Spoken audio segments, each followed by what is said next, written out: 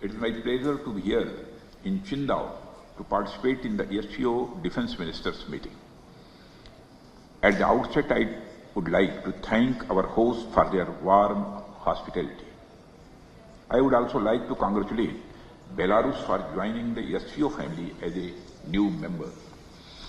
Excellency, the world we live in is undergoing a drastic transformation.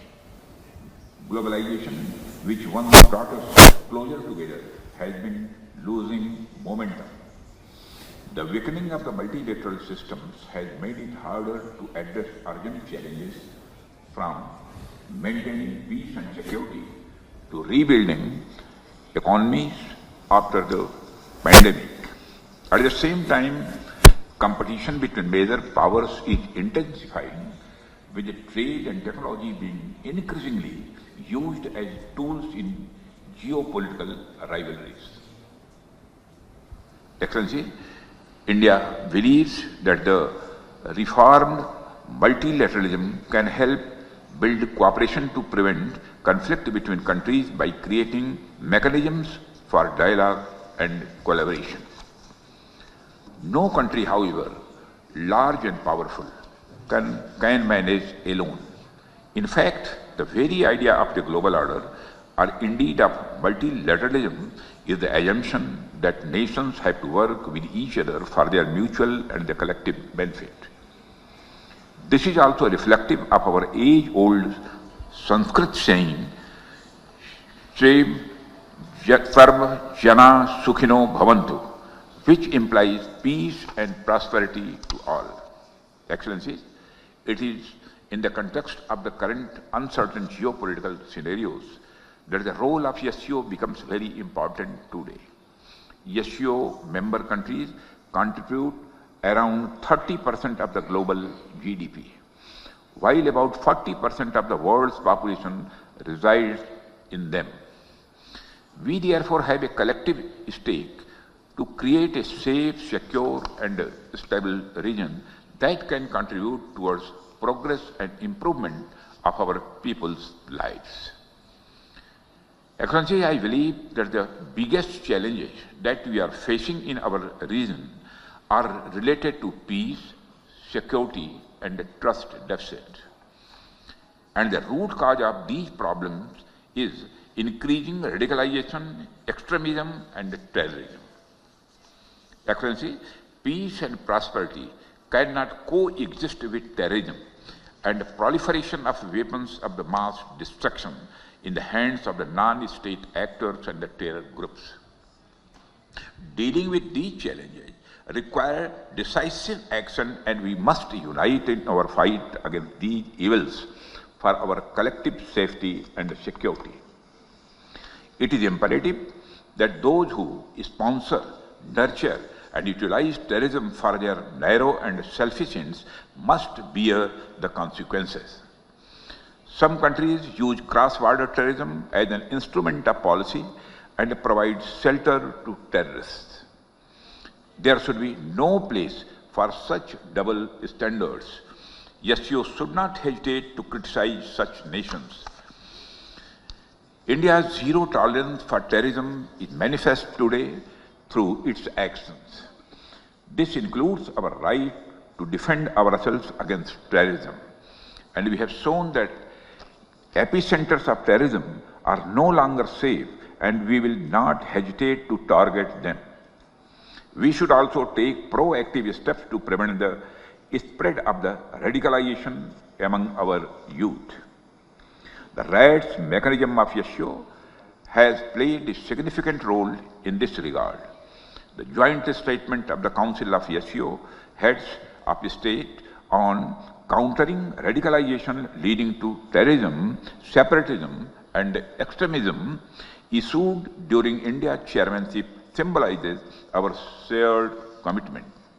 Excellency, we should seek to counter the technology used by terrorists, including drones, for cross-border smuggling of weapons and drugs. In our interconnected world, traditional borders are no longer the sole barriers against threats, and instead we face an intricate web of challenges that range from translational terrorism and cyber attacks to hybrid warfare. These threats do not respect national boundaries, and they demand a unified response rooted in transparency, mutual trust, and collaboration. India reaffirms its resolve to fight terrorism in all its forms and manifestations. On 22nd April 2025, the terror group, the Resistance Front, carried out a dastardly and a heinous attack on the innocent tourists in Pahalgam, in the Indian state of the Jammu and Kashmir. 26 innocent civilians, including a Nepali national, were killed. Victims were shot after they were profiled based on the religious identity. The Resistance Front, which is a proxy of UN-designated terror group Lashkar-e-Toiba, claimed responsibility for the attack. The pattern of the Pahalgam terror attack matches with LET's previous terror attacks in India. In exercising its right to defend against terrorism and preempt as well as deter further cross-border terrorist attacks, India on 7th May 2025 successfully launched Operation Sindoor to dismantle cross-border terrorist infrastructure. We reiterate the need to hold the perpetrators, organizers, financiers, and sponsors of reprehensible acts of terrorism, including cross-border terrorism, accountable and bring them to justice. Any acts of terrorism are criminal and unjustifiable regardless of their motivation, whenever, wherever, and by whomsoever committed. SCO members must condemn this evil unequivocally. Excellency, India is committed to increasing its connectivity with the Central Asia. Better connectivity not only enhances mutual trade but also fosters mutual trust. However, in these efforts, it is essential to uphold the basic principles of the SCO Charter, particularly respecting the sovereignty and the traditional integrity of member states. India has been consistent and steadfast in its policy in support of peace, security, and stability in Afghanistan. Our immediate priorities in Afghanistan include providing humanitarian assistance to Afghan people and contributing to Afghanistan's overall developmental needs. As Afghanistan's largest regional development partner, India continues to implement capacity building initiatives for the Afghan people.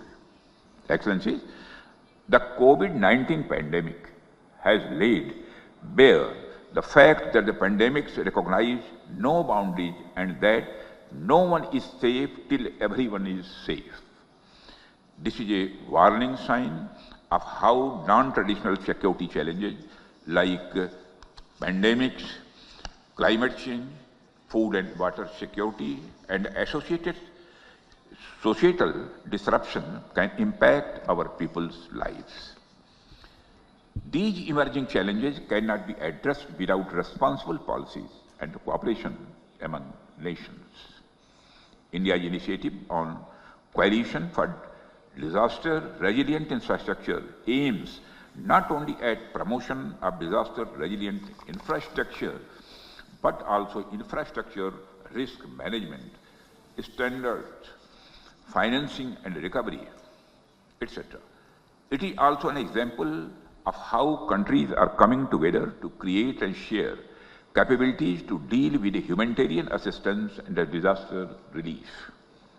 We have affirmed this intent through our policy through the acronym SAGAR, which implies security and growth for all in the region, and India's expanded vision Mahasagar, meaning mutual and holistic advancement for security and growth across regions.